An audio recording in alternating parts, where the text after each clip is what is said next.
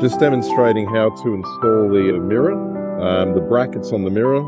You've got this bit here, 2 screws going top and bottom, followed by these 2 pieces, which is just 1 screw at the very forwardmost point. Then that allows you to get your pole. You strap that around your pole like so, and then this hole here is then clasped with the final screws.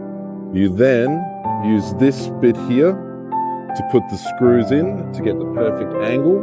For your wall mount, you follow exactly the same protocol as prior, and all you do is slot that in there, put your bolt into here like so, tighten that up, and it's now ready to be put in the wall by use of either wall plugs or masonry nails.